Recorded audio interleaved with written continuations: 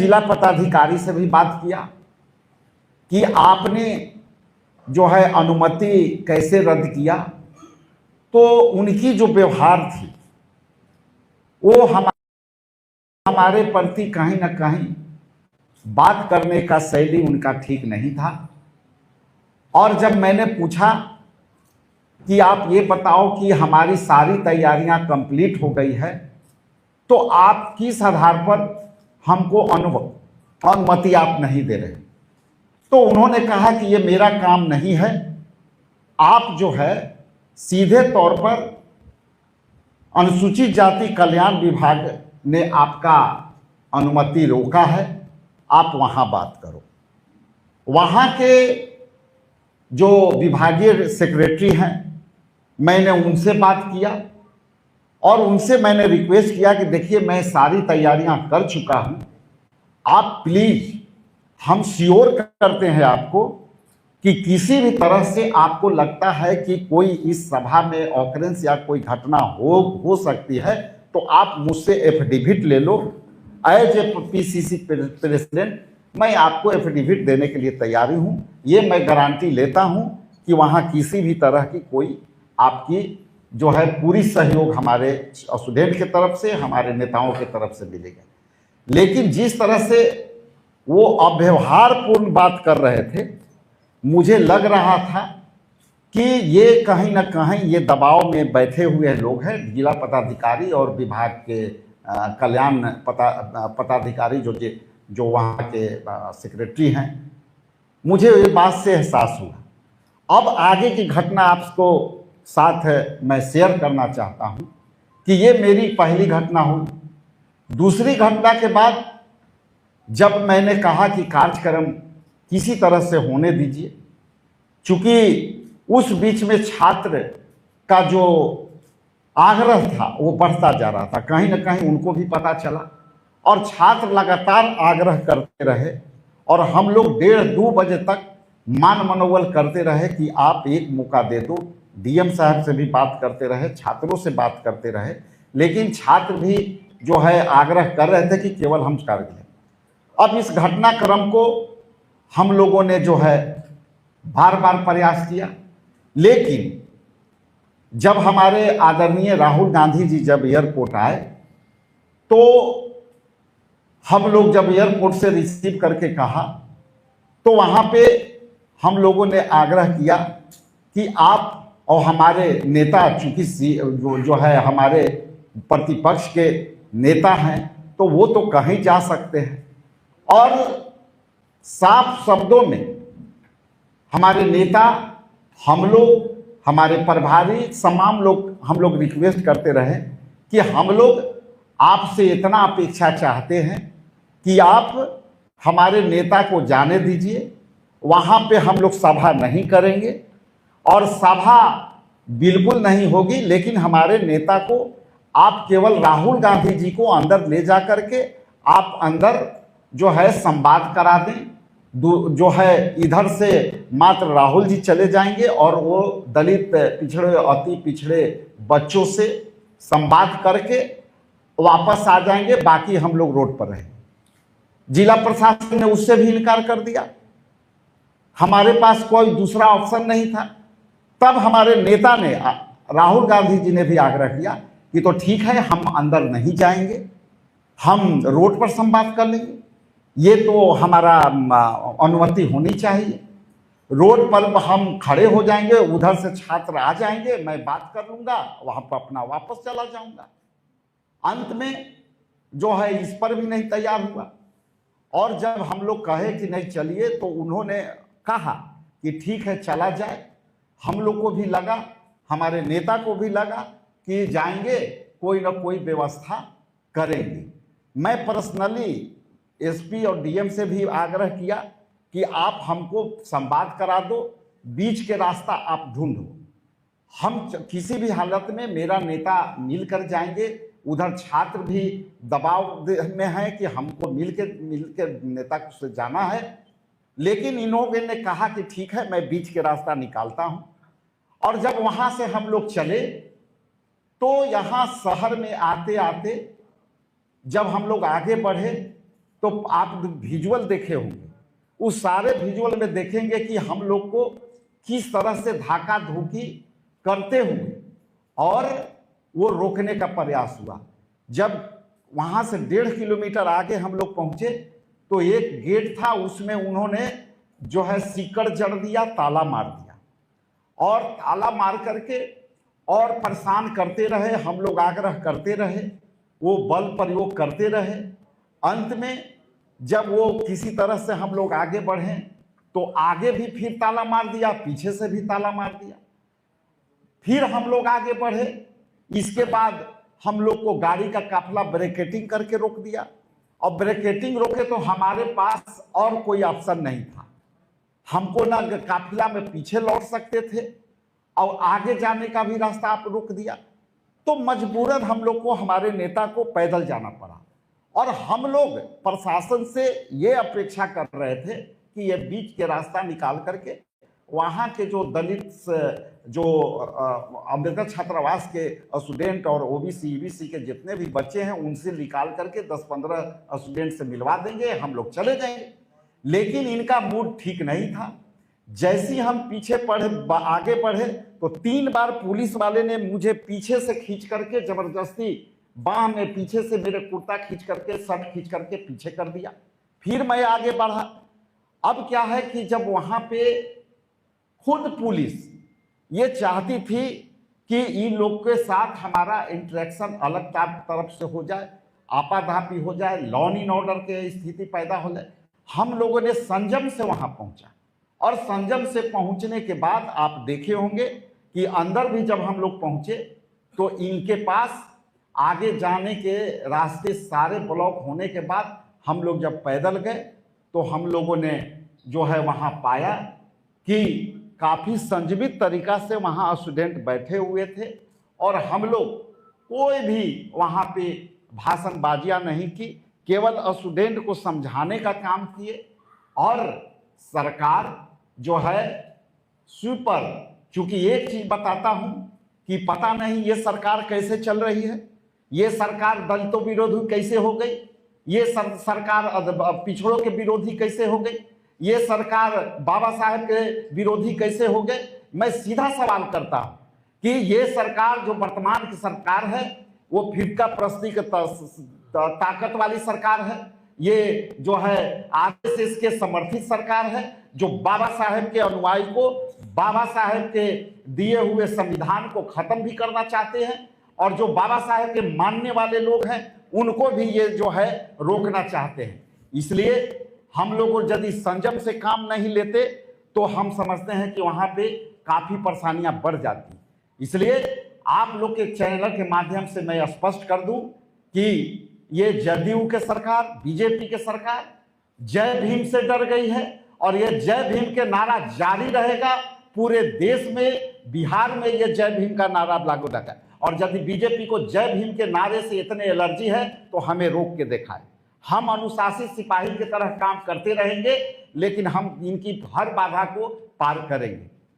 अब जब ये सारी बातें आई तो मैंने जो है प्रधान सचिव से हमने सवाल किया कि साहब इसके पहले तो कई सभा आपने किया है, और जब सभा यहाँ पहले हो गई है, वहाँ के स्थानीय सदर विधायक बार बार करते रहते हैं जो वर्तमान में मंत्री हैं। इसके पहले वहाँ पे एक मंत्री सुपर मंत्री आया और ये सारे उनके दबाव में, अब पता नहीं कौन स्वीपर मंत्री है जो वो हमारे सभा को दबाव दे करके रोकने का काम किया। उसके पहले तो ऐसा नहीं लग रहा था। और यदि आपको रोकना था तो पहले क्यों नहीं रोका? सीधा मेरा सवाल है कि आप रोकना था तो डे 1 से आपको रोकनी चाहिए थी। और जब हम सारी तैयारियां हमें रोकने के लिए, आखिर कौन आपको है? और स्वीपर जो सरकार है जो उसको डिरेल कर रहा है। आगे के लिए मैं आपकी बातों के साथ शेयर कर लिया। अब मैं आगे माइक आदरणीय माननीय विधायक जो है जिग्नेश मेवानी जी को मैं देता हूं। बहुत बहुत धन्यवाद। धन्यवाद अध्यक्ष जी। साथियों, कुछ महीने पहले आपने देखा कि पार्लियामेंट के प्लेटफॉर्म से अमित शाह ने कहा कि अंबेडकर अंबेडकर करना आजकल फैशन बन गया है, तो डॉक्टर भीमराव बाबा साहब अंबेडकर के प्रति उनको कितनी नफरत है वो पूरे मुल्क ने देखा। और कल यहां सम्माननीय राहुल जी का इंटरेक्शन अंबेडकर छात्रावास के स्टूडेंट्स के साथ नहीं होने की एक प्रकार से यहां की सरकार और प्रशासन ने साजिश रची। मैं इसको सोच समझकर साजिश कह रहा हूं, क्योंकि पूरी क्रोनोलॉजी जो अध्यक्ष जी ने बताई, मामला तो बहुत साफ था। आपने पुलिस परमिशन दी है, आपने हाई टेंशन वाला लाइन हटाया है, सड़क की मरम्मत करके दी, पहले पूरा कार्यक्रम हो उसका आप ही ने इंतजाम करके दिया, फिर लास्ट मोमेंट पे वहां इंटरेक्शन न हो यहां की पुलिस और प्रशासन ने सुनिश्चित इसलिए किया कि कहीं ना कहीं भाजपा के कुछ नेताओं की, मंत्रियों की वहां कुछ घंटों पहले मीटिंग हुई थी और उस मीटिंग में निर्णय हुआ, और शायद उसमें यहाँ के कोई सुपर सीएम बन के घूमते हैं, कोई टॉप के ब्यूरोक्रेट और भाजपा के एक मंत्री, उन लोगों ने मिलकर एक कलेक्टिवली निर्णय लिया है कि कल राहुल जी का इंटरेक्शन दलित स्टूडेंट के साथ न हो। उसी प्रकार कल मेरा कार्यक्रम सीतामढ़ी में कर्पूरी ठाकुर छात्रावास में था, तो लास्ट मोमेंट पर वहां पर भी पुलिस परमिशन कैंसिल कर दी। मतलब कि कर्पूरी ठाकुर जी और बाबा साहब अंबेडकर की सामाजिक न्याय की जो विरासत है, उस विरासत के साथ नीतीश जी और भाजपा की सरकार को तकलीफ है। स्टूडेंट्स कांग्रेस पार्टी के किसी नेता के साथ, मेरे साथ, सम्माननीय राहुल जी के साथ इंटरेक्ट करें, बात करें, इसमें इतनी तकलीफ क्यों है? वो क्या बोलते हैं? यही तो बताते हैं कि किस प्रकार से 8,800 करोड़ की अमाउंट जो शेड्यूल कास्ट शेड्यूल ट्राइब सब प्लान का जो पैसा था उसको दूसरे फर्जी कामों में डाइवर्ट कर दिया। आज मैं यहां इस प्रेस कॉन्फ्रेंस के लिए आ रहा था तो रास्ते में मैंने एक बेसिक कैलकुलेशन किया, उसी अमाउंट में, उसी 8,800 करोड़ की रकम में कम से कम 10 लाख दलित और पिछड़ों के लिए आवास बनते। स्टूडेंट यही तो बात करते ना कि किस प्रकार से जाति के नाम पे उत्पीड़न और हिंसा आज भी नीतीश जी की सरकार में, भाजपा की सरकार में बिहार में चल रही है। किस प्रकार से छात्रावासों को वहां बेसिक फैसिलिटीज भी नहीं है, बहुत ही ऑर्डिनरी किस्म के वॉशरूम्स और टॉयलेट्स स्टूडेंट्स वहां यूज करने के लिए मजबूर है। तो स्टूडेंट अपने जीवन के जो सवाल है, जिन परिस्थितियों में वो छात्रावास में रहते हैं, बिहार के दलितों की जो परिस्थिति है, उनकी जो एस्पिरेशंस है, उनके जो सपने हैं, उनको कांग्रेस पार्टी से, राहुल जी से क्या उम्मीद है, किस प्रकार का वो मैनिफेस्टो चाहते हैं, किस प्रकार की जॉब्स चाहते हैं, किस प्रकार के भारत में, बिहार में वो रहना चाहते हैं, उसकी बात करने की भी उनको अनुमति नहीं। ये मैं मानता हूं ये पूरा एक दमन है, ये अत्याचार है। जानबूझकर मुकदमा कैसे दर्ज हो उसका यहां की सरकार ने, पुलिस के प्रशासन ने प्लानिंग बना के रखा था, यही मुझे लग रहा है। और मैं कहना चाहता हूं इस प्रकार से राहुल जी तो नहीं रुकेंगे, लेकिन हम लोग भी, कांग्रेस पार्टी का एक भी सिपाही नहीं रुकेगा। आने वाले दिनों में हम लोग टीम बनाकर जो भी दलित बहुजन मूवमेंट के लड़ने वाले लोग हैं, जो भी मानते हैं बाबा साहब अंबेडकर की विचारधारा में, भारत के संविधान में, सामाजिक न्याय में, कास्ट सेंसस में, उन तमाम लोगों को बिहार की इस धरती पर उतारेंगे और एक एक अंबेडकर छात्रावास में जाकर स्टूडेंट के साथ हम लोग इंटरेक्ट करने वाले हैं। देखते हैं कि यहां का सुपर सीएम, वो ब्यूरोक्रेट हो या भाजपा का मंत्री हो, हम लोगों को कैसे रोकता है। किसी कीमत पर यह लड़ाई रुकेगी नहीं। कल तो राहुल जी ने महाराष्ट्र के बड़े क्रांतिकारी ज्योतिबा फुले और सावित्रीबाई फुले के जीवन पर आधारित फुले नाम की फिल्म भी देखी।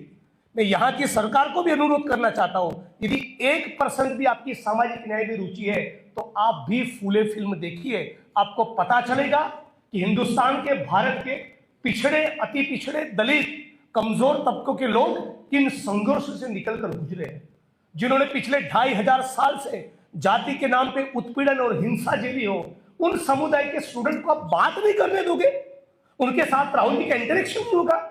मैं भी गुजरात में विधायक हूं, क्या मैं गुजरात की किसी भी जिले और तहसील में जाके वहां के स्टूडेंट के साथ, वहां के छात्रावास के साथ इंटरेक्ट नहीं कर सकता? दलित के तौर पे मुझे छात्रावास में बेसिक फैसिलिटीज है कि नहीं, वहां किस प्रकार के बाथरूम है, टॉयलेट है, किस किस्म का, किस क्वालिटी का खाना मिलता है, यदि ये मुझे जाकर देखना है तो उसकी अनुमति कैसे नहीं होगी? और नेता प्रतिपक्ष भारत के किसी भी प्रदेश में, किसी भी कोने में, किसी भी समुदाय को मिल सकते हैं। इनको एक प्रकार से रोकना, मैं मानता हूं ये लोकतंत्र पे हमला है, ये संविधान पे हमला है।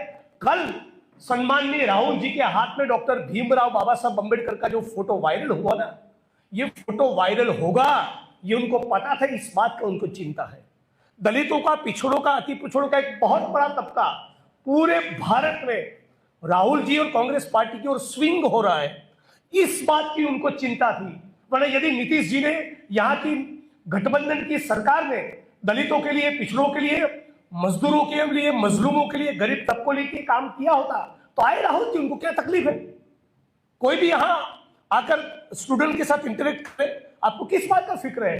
क्या है वो जो आप छुपाना चाहते हो? छुपाना ये चाहते हैं कि आज भी अंबेडकर छात्रावास की परिस्थिति खस्ता है, वहां के स्टूडेंट्स को बेसिक फैसिलिटीज नहीं है, यहां सरकारी नौकरियों में भर्ती नहीं हो रही, और इसीलिए तो हम लोग शिक्षा और न्याय के सवाल को लेकर संवाद कर रहे थे। और यह संवाद कितना भी यहां की सरकार दमन करे, ये रुका नहीं, रुकेगा नहीं। मैं भी बिहार बार बार आऊंगा, पूरे भारत के बहुजनों को, अम्बेडकराइट्स को अपील करूंगा, आइए साथ में मिलकर बिहार में सामाजिक न्याय के मोर्चे को बुलंद करते हैं। धन्यवाद। इसके साथ ही मैं आग्रह करता हूं उसी इलाके के प्रभारी इंचार्ज सुशील पासी जी से कि अपना पक्ष रखने का कृपा करें। बहुत बहुत धन्यवाद। सबको नमस्कार। भारतीय जनता पार्टी चूंकि जन्मजात दलित विरोधी है, पिछड़ा विरोधी है, पिछड़ा विरोधी है और महिला विरोधी है, सामाजिक न्याय की विरोधी है। और कल जो एक साजिश रची, हिंदुस्तान ने उसको देखा। दरभंगा में, बिहार में प्रोग्राम जारी है। आप सभी चैनल के लोगों ने दिखाया कि दरभंगा में जो है जननायक राहुल गांधी का प्रोग्राम लगा हुआ है और प्रशासन जिस तरीके से लगातार लिख करके दे रहा था, सारे दिशा निर्देश दे रहा था। मेरे पास चिट्ठी है, आप चाहें तो उसको देख सकते हैं। वो यहां तक हमसे कह रहे थे कि जो आप प्रवेश करेंगे वो प्रवेश पत्र बनवाएंगे, छात्रों की सूची बनाएंगे।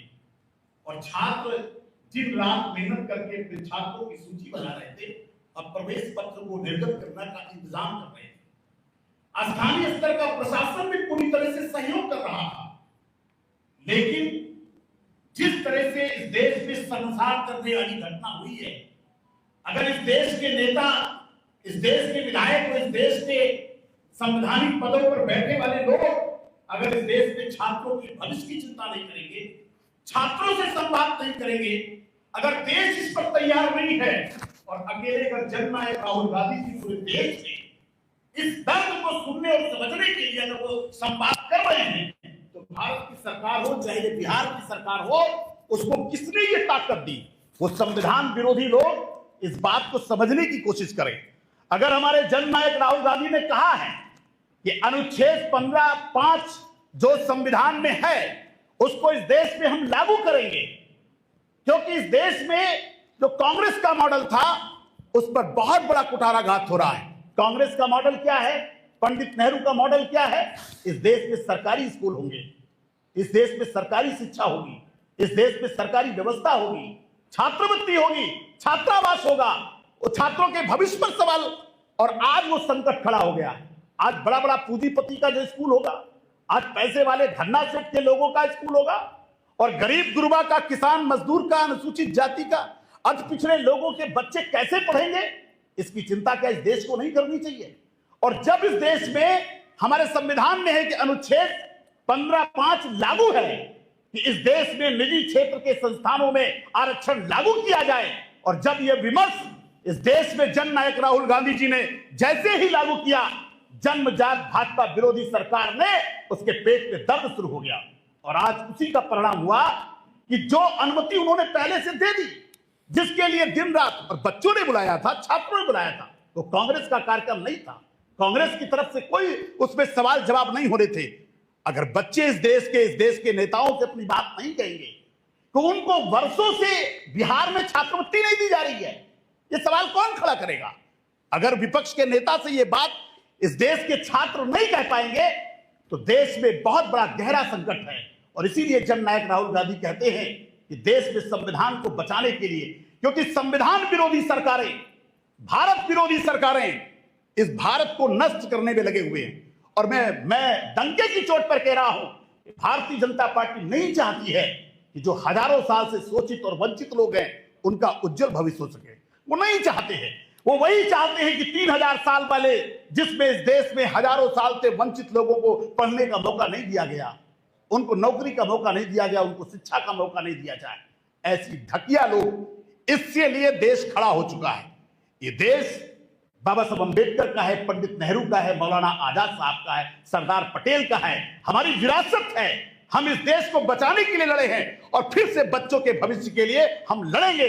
और जननायक राहुल गांधी जी इसीलिए डंके की चोट पर छात्रों से संवाद किया। और ये बात तो प्रशासन की व्यवस्था करनी चाहिए थी ना। अगर उनको लगता था कि लाइन ऑर्डर खराब हो सकता है तो आप हाउस अरेस्ट करते, आप किसी गेस्ट हाउस में बैठा देते, आप कुछ तो बचते। आपने किस तरह की हरकत किया है और विपक्ष के नेता के साथ आप जानलेवा किस तरह से घटना थी। वो दर्द, वो सीन जो मैंने अपनी आंख से देखा है कि दोनों तरफ से गेट बंद करके जननायक राहुल गांधी की गाड़ी को जिस तरह से प्रशासन ने हरकत की है, देश कभी माफ नहीं करेगा। और अनुसूचित जाति और पिछड़ी जाति के बच्चों का जो आपने चुनौती दी है, इस चुनौती को बिहार की जनता भी स्वीकार करती है और देश की जनता भी स्वीकार करेगी कि अगर जननायक राहुल गांधी जी मिलने आ रहे हैं और आप उनसे संवाद नहीं करने देंगे। और एक सवाल मैं आपके सामने छोड़ रहा हूं, मीडिया के बंधुओं से पूछना चाहता हूं, इस देश का कानून किसके लिए होता है? जनता के लिए होता है। देश सरकार जनता के लिए होती है। कौन सा ऐसा कानून तोड़ा गया कल? ये कौन सा ऐसा नॉनसेंस काम हुआ? किसको इंजरी आ गई? आप कहते थे कि लॉ एंड ऑर्डर बिगड़ गया या लॉ एंड ऑर्डर बिगड़ जाएगा। आपने कैसे कल्पना कर दी?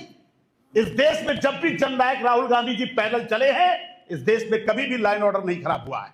इस देश में ये संविधान के पुजारी हैं हमने संविधान बनाया है, हमारी विरासत है।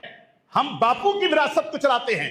हम सत्य अहिंसा के और महात्मा गांधी और बाबा साहब अम्बेडकर की विरासत हैं। हम इस देश में कानून का पालन करते हैं। हमने और हमारी पार्टी ने, हमारे हर नेता ने कानून का पालन किया है। और मैं कहना चाहता हूं, अगर गैर संवैधानिक काम अगर ये बिहार की सरकार करेगी या कोई अधिकारी करेगा, संवैधानिक पद पर बैठ करके अगर संविधान की रक्षा आप नहीं करेंगे तो बिहार की जनता सड़क पर उतरने के लिए हमें मजबूर न करें। हम ये बात आपके माध्यम से कहना चाहते हैं।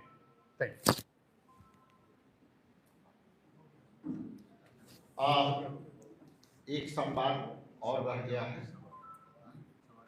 सवाल जवाब के लिए हमारे प्रभारी कृष्णा अग्रवाल जी, यदि आपका कोई सवाल है क्रिया करनी चाहिए तो उसके लिए आदरणीय प्रभारी कृष्णा अग्रवाल।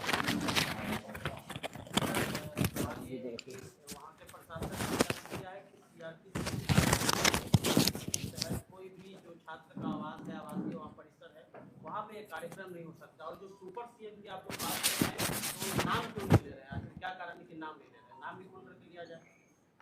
जी, पहली बात तो मैं थोड़ा संक्षिप्त में पूरा घटनाक्रम का बताना चाहूँगा। हमने यहीं से 13 तारीख को प्रेस कॉन्फ्रेंस करके प्रोग्राम बताया। प्रोग्राम की तैयारी उसी दिन से शुरू हो गई थी। प्रशासन का पूरा समर्थन था। कैसे था?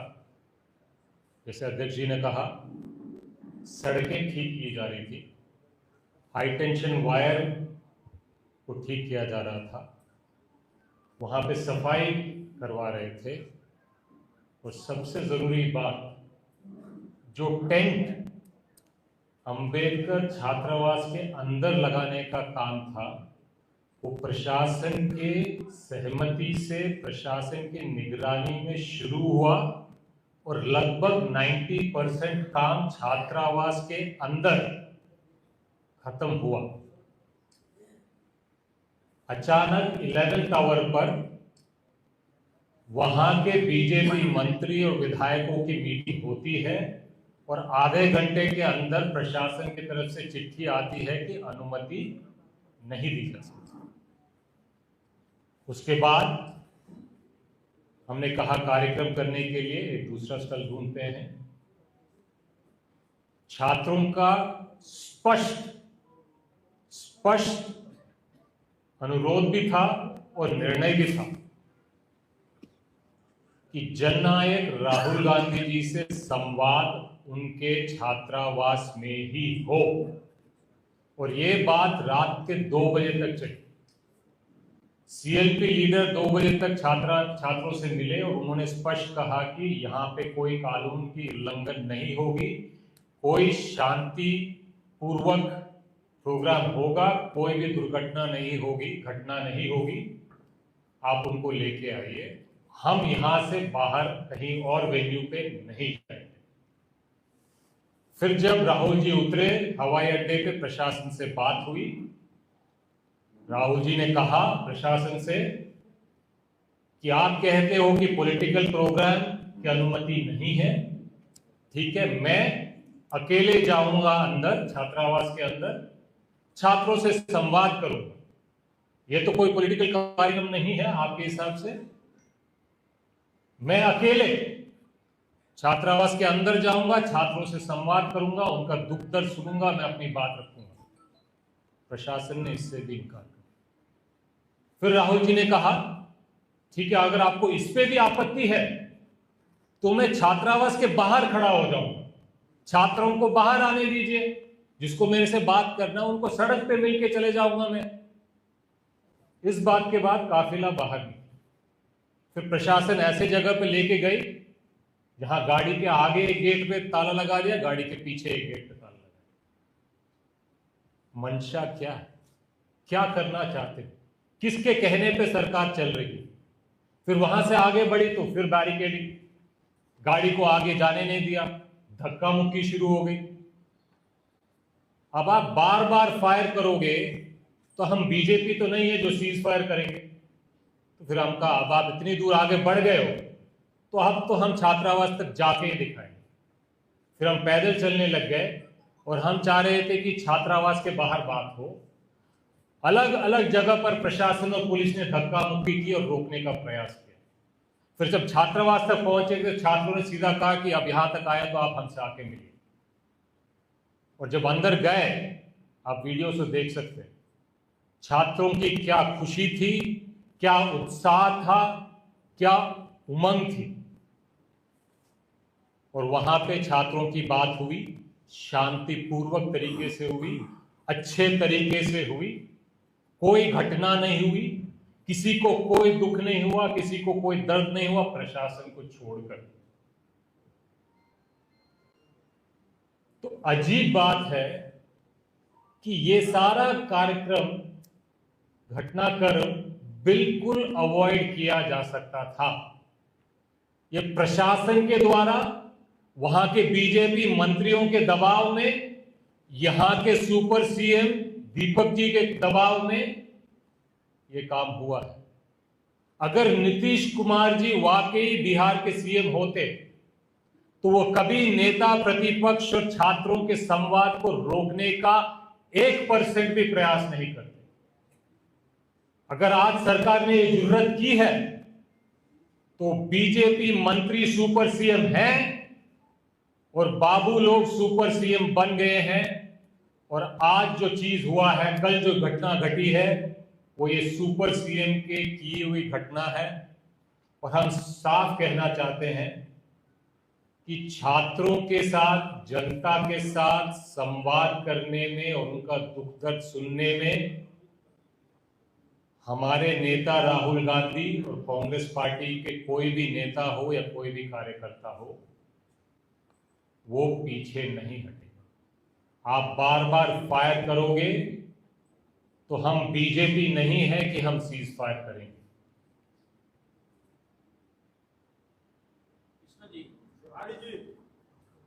पहले इनसे ले लेते हैं, फिर आपके पास आते हैं।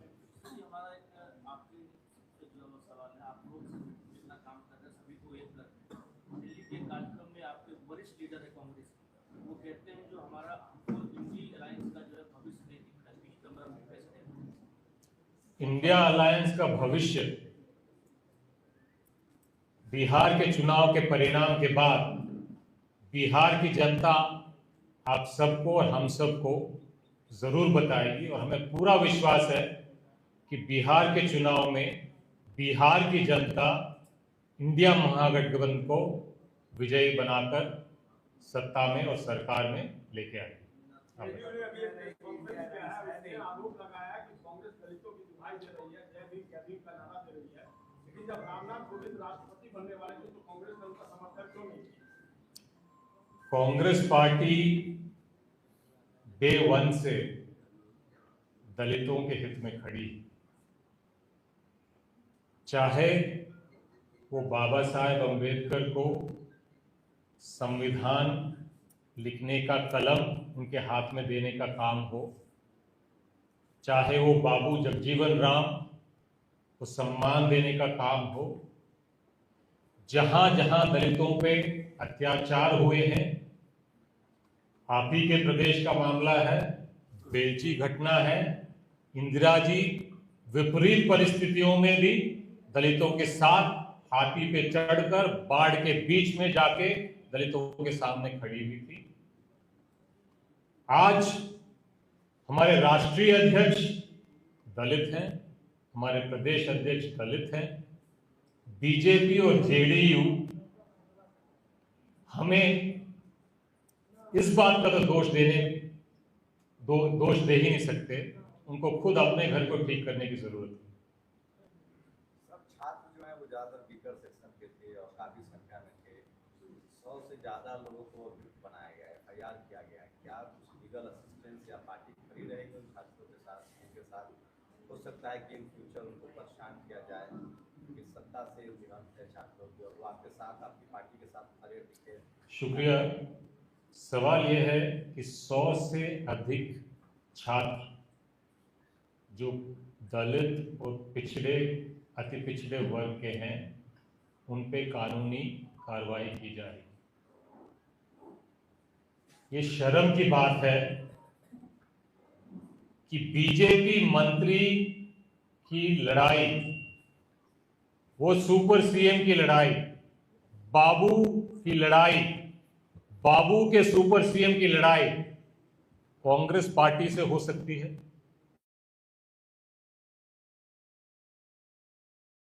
लड़ाई है, आमने सामने आर पार की लड़ाई है, कोई दिक्कत नहीं है।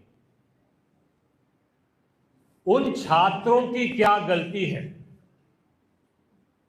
सिर्फ इतना कि वो दलित थे या अति पिछड़ा थे या कमजोर वर्ग के थे? 100 से अधिक छात्रों पे आपने किस हैसियत से, किस सोच से आपने कार्रवाई की? और कांग्रेस पार्टी उन छात्रों के साथ खड़ी है और इस अन्याय के खिलाफ उनका पूरा समर्थन और सम्मान जरूर करेगी।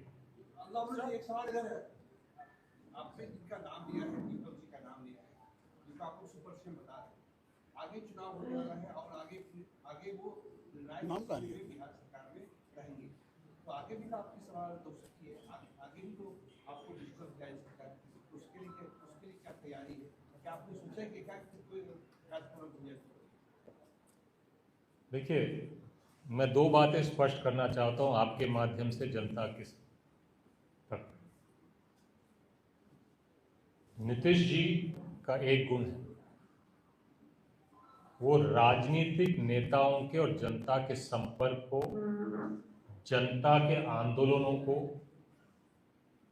गलत तरीके से सरकारी ताकत इस्तेमाल करके उन्होंने पहले कभी काम नहीं किया। अगर वो काम आज बिहार में दिन दहाड़े हो रहा है तो इसका एक मतलब है कि सीएम के ऊपर सुपर सीएम बिहार में आज चल रहे हैं। कल दरभंगा में सुपर सीएम वहां का बीजेपी का मंत्री बन गया, बाबू लोग बन गए।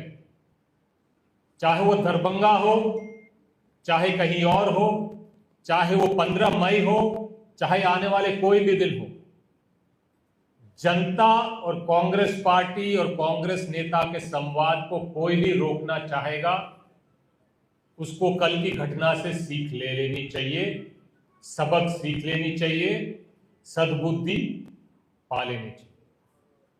सर, बिहार की राजनीति में अब लोग राहुल गांधी के लिए जननायक का प्रयोग कर रहे हैं, लेकिन ये सब कर्पूरी ठाकुर के लिए आरक्षित है। ये जननायक कर्पूरी ठाकुर का ये पद राहुल गांधी को कैसे सौंपा जाएगा?